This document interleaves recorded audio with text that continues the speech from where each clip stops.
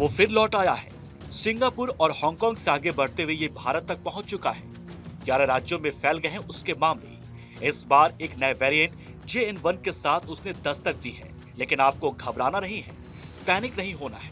इस बार भी उसका मुकाबला डटकर करना है। भारत 24 की आप सबसे अपील है, किसी भी तरह का बुखार आए तो सेल्फ आइसोलेशन में चले जाएं, मास्क पहनना शुरू कर दें, डॉक्टर से संपर्क करें और कोविड टेस्ट जरूर करा लें। –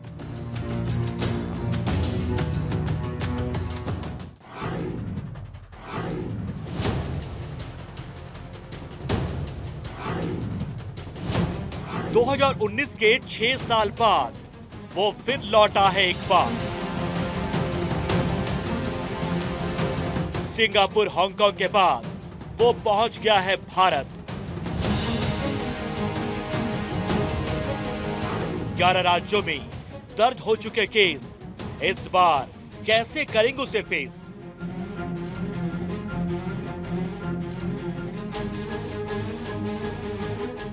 अस्पताल, डॉक्टर, स्वास्थ्य कर्मी तैयार, सरकार कर रही मॉनिटरिंग लगातार।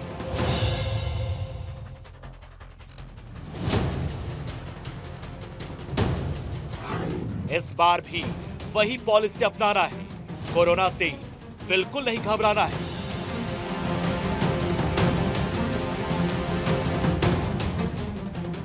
वो बुखार तो खुद हो जाए आइसोलेट, फौरन करा ले अपना कोविड टेस्ट।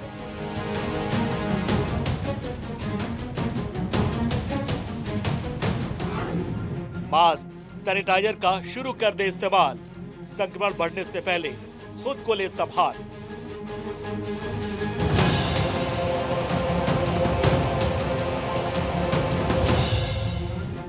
वो फिर लौट आया है एक बार, JN.1 वेरिएंट के साथ इस बार।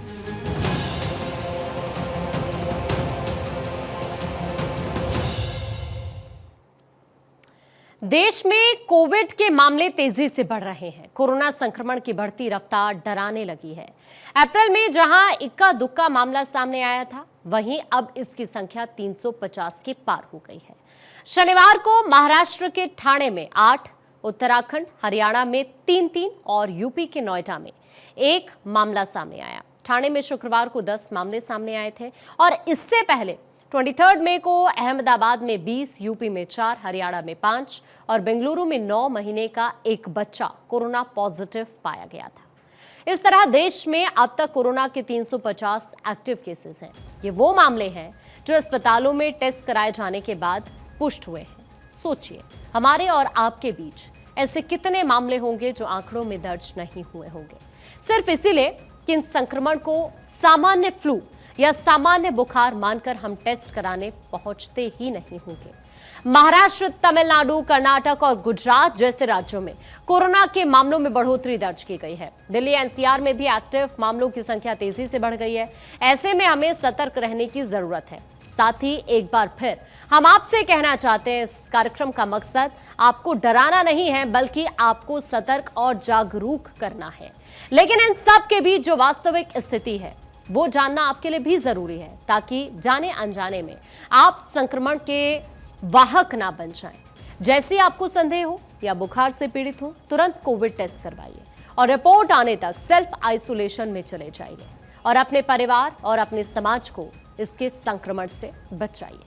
अब आपको जल्दी से दिल्ली से मैं अपडेट देती हूं कोविड को लेकर। दिल्ली में 23, हरियाणा में 5 कोरोना मरीज सामने आए हैं। महाराष्ट्र की अगर बात करें तो यहां पर कोरोना से एक मरीज की जान चली गई है। बेंगलुरु में कोरोना से पहली मौत हुई है। बेंगलुरु में कोरोना से एक बुजुर्ग की जान चली गई। बेंगलुरु में कोरोना के कुल मिलाकर जो एक्टिव केसेस की संख्या है वो इस वक्त 38 है। तो देश के अलग अलग हिस्सों में एक बार फिर से कोविड के केसेस बढ़ने लगे हैं।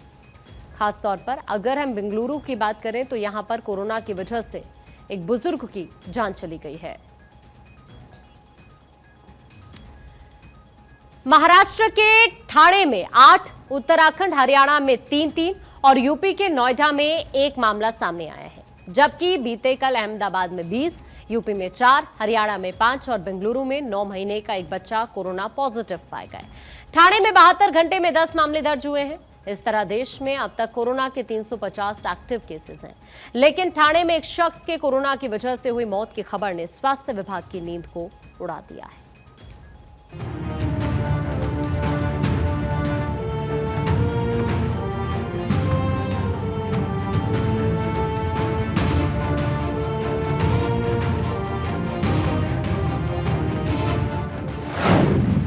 देश में कोरोना ने फिर पकड़ी रफ्तार।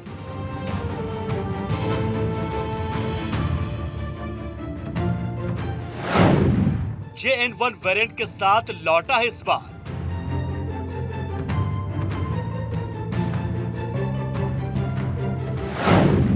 कई राज्यों में कोरोना ने दे दी है दस्तक।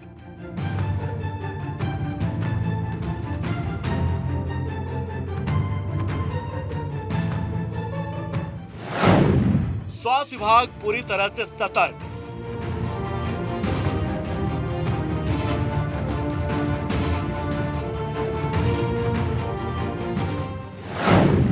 अब हम सबको रहना है अलर्ट।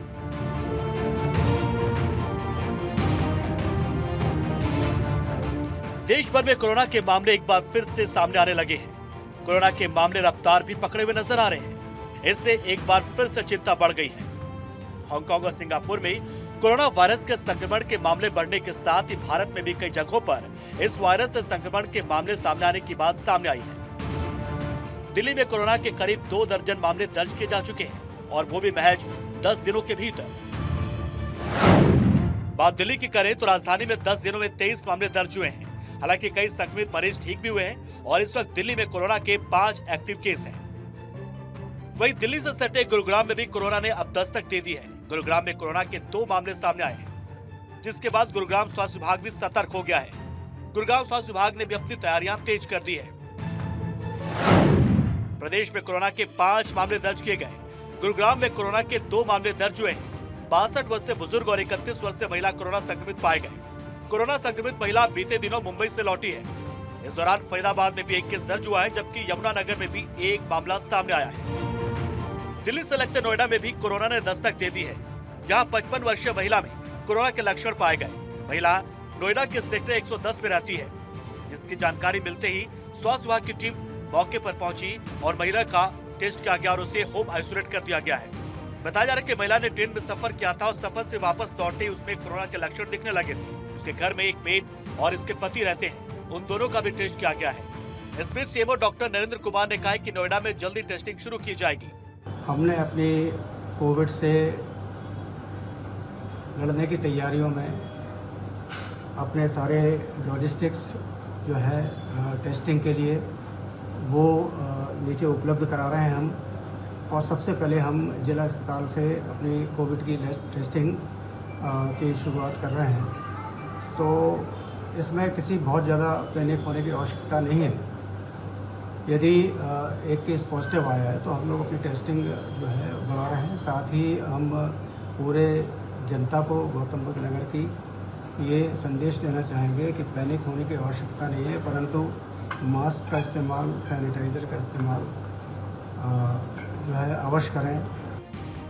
गौतम बुद्ध नगर जिला अस्पताल में कोरोना को देखते हुए विशेष ध्यान रखा जा रहा है। साथ ही प्रशासन ने युद्ध स्तर पर तैयारियां शुरू कर दी है।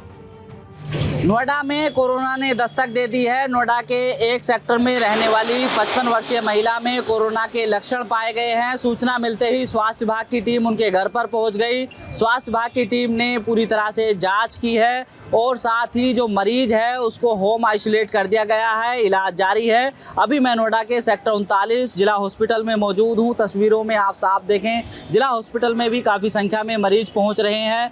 जो डॉक्टर नरेंद्र कुमार हैं, सीएमओ हैं, उन्होंने कहा है कि कोरोना की जानकारी मिलते ही हमने हॉस्पिटल में पूरी तरह से अपने कर्मचारियों के साथ बैठक की और उन्हें पूरी तरह से जागरूक किया है। साथ ही मरीजों को जागरूक किया जा रहा है कि अगर वो भीड़ भाड़ वाले इलाके में हैं तो 2 गज की दूरी रखें, साथ ही मास्क लगाकर चले, सैनिटाइज करते हुए अपने हाथ रखें, साथ ही बार बार अपने हाथ धोते रहें और साफ सफाई का विशेष ख्याल रखें। महिला को ये बताया जा रहा है कि महिला ने ट्रेन से सफ़र किया था, उसके बाद उन्हें खांसी, जुकाम और नज़ले की प्रॉब्लम हुई, जिसके बाद उन्होंने टेस्ट कराया तो उसमें कोरोना पाया गया।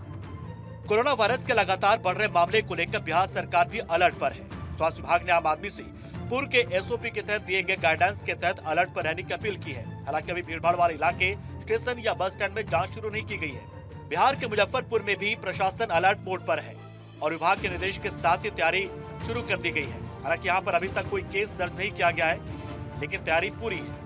कोरोना पहले से ही इस प्रदेश में और देश में फैला था, तो उसमें तो हम लोग सभी जो है अवगत हैं। सावधानी हमें ध्यान ही है कि डिस्टेंस बना कर रखना है।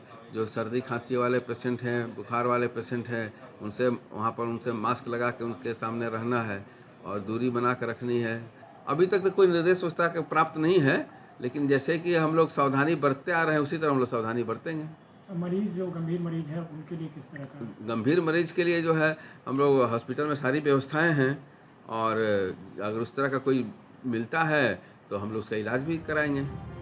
फिलहाल घबराने वाली स्थिति दिख नहीं रही है, लेकिन महाराष्ट्र के ठाणे से आने वाली खबर ने एक बार फिर स्वास्थ्य विभाग को सख्ते में डाल दिया है। ठाणे में कोरोना की वजह से एक मरीज की मौत की खबर सामने आई है। साथ ही यहाँ पर 10 मरीजों के मिलने से हड़कंप मच गया है। ठाणे जिला शल्य चिकित्सक डॉक्टर कैलाश पवार ने बताया कि जो नया कोरोना महाराष्ट्र और ठाणे में आया गया है। ठाणे जिला के सीएमओ डॉक्टर कैलाश पवार ने कहा कि जो नया कोरोना महाराष्ट्र और ठाणे में आया है उसमें डरने वाली बात नहीं है। माइल्ड सिस्टम है और हर मौसम के हिसाब से ये वेरिएंट बढ़ता जा रहा है और खासकर लोगों को इससे डरना नहीं है, घबराना नहीं है, बस प्रिकॉशन को फॉलो करना है। जहां तक कोरोना से होने वाली एक मौत का सवाल है, तो फिलहाल उसकी जांच हो रही कि कोरोना ही मौत की वजह बना है या दूसरी कोई बीमारी। महाराष्ट्र के ठाणे में कोरोना से हड़कंप मचा है। ठाणे में एक मरीज की कोरोना से मौत होने की खबर है, जहां 48 घंटे में कोरोना के 10 मरीज पाए जाने की खबर है। सिविल अस्पताल में 40 से ज्यादा बेड्स तैयार किए गए हैं। अभी जो है बिल्कुल माइल्ड है। जितने केसेस पॉजिटिव आ रहे हैं सबको होम क्वारंटाइन किया गया है। अभी तक डेथ रिपोर्टेड नहीं है हमारे पास कुछ भी, और कोई एडमिशन की जरूरत भी नहीं है। माइल्ड सिम्टम है, लेकिन मतलब घबराने जैसा बिल्कुल ही स्थिति नहीं है। लेकिन मेरा ख्याल सतर्क रहना बहुत जरूरी है। घबराइए मत, लेकिन सतर्क रहिए। और जब भी कुछ लगता है आपको, और हमने जो त्रिसूत्री उस समय बोला था कोरोना के समय में, मास्क यूज करना, सोशल डिस्टेंसिंग, हैंड सैनिटाइजेशन, और जहाँ पे भीड़ है भीड़ की जगह नहीं जाना चाहिए। जितना अवॉइड कर सके उतना करिए। कोई लक्षण दिखते हैं, कोई तकलीफ होती है, बुखार वगैरह है, तो कोरोना के टेस्ट अवश्य करा ले, ताकि अगर कुछ है तो अपने के ट्रीटमेंट करते आएगा।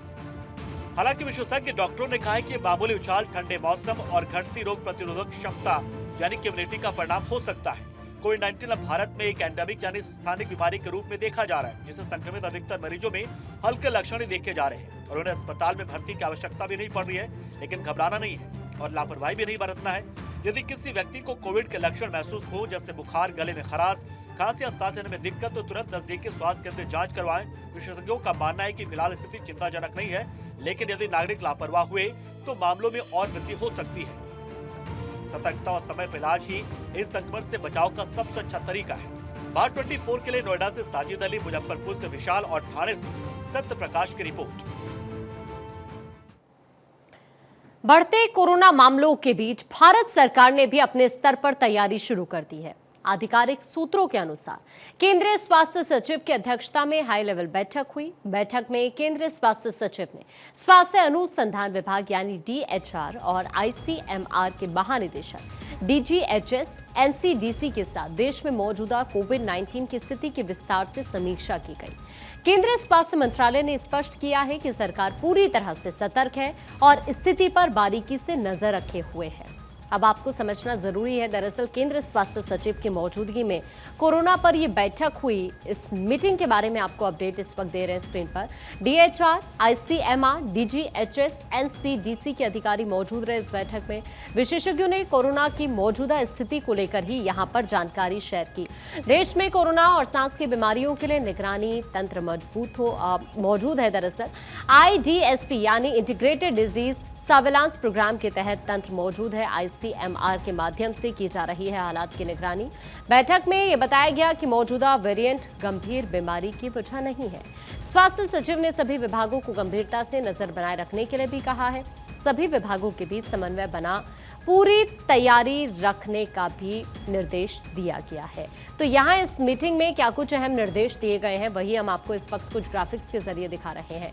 दिल्ली सरकार ने कोविड-19 के बढ़ते मामलों को देखते हुए शुक्रवार को अस्पतालों के लिए एडवाइजरी जारी की है, जिसमें बेड, ऑक्सीजन, दवाइयों और वैक्सीन की उपलब्धता सुनिश्चित करने के निर्देश दिए गए हैं। साथ ही सभी पॉजिटिव सैंपल्स को जीनोम सीक्वेंसिंग के लिए भेजने और अस्पतालों में मास्क पहनना अनिवार्य किया गया है। कई राज्यों में कोविड मामलों की पुष्टि के बाद यह कदम उठाया गया है। एडवाइजरी में स्पष्ट किया गया है कि अस्पतालों को बेड, ऑक्सीजन, दवाइयों और वैक्सीन की उपलब्धता सुनिश्चित करनी होगी। इसके अलावा सभी जरूरी उपकरण जैसे वेंटिलेटर है, बाईपैप मशीन है, इसके अलावा ऑक्सीजन कंसंट्रेटर है और PSA यानी प्रेशर स्विंग एड्सॉर्प्शन यूनिट पूरी तरह से क्रियाशील अवस्था में होने चाहिए। अब आपको ये बताएं कि दिल्ली के स्वास्थ्य मंत्री पंकज कुमार सिंह ने बैठक करने के बाद कुछ जरूरी निर्देश अपने विभाग के अधिकारियों को दिए हैं। क्या उन्होंने कहा है, अब सुनिए। 30 केस आए थे और वो प्राइवेट लैबों में से आए हैं। दिल्ली सरकार इसको पहले देखना चाह रही है कि ये पेशेंट दिल्ली के थे कि दिल्ली से बाहर से आए थे। एक ये अलग विषय है। जो हम देख रहे हैं कि ये बाहर से, दिल्ली से बाहर से आए थे कि इंडिया से बाहर से आए थे। दूसरा, तैयारी के रूप में हमारे सारे मेडिकल सुपरिटेंडेंट से बात हो गई है, डॉक्टर्स की सारी टीमों से बात हो रही है। प्राइमरी किसी चीज के लिए दिल्ली सरकार तैयार, तत्पर है और किसी को पैनिक होने की इसमें जरूरत नहीं है, बिकॉज ये वेरिएंट ने अभी जो रूप दिखाया है वो एक नॉर्मल इन्फ्लुएंजा की तरह लगता है शुरुआती समय में।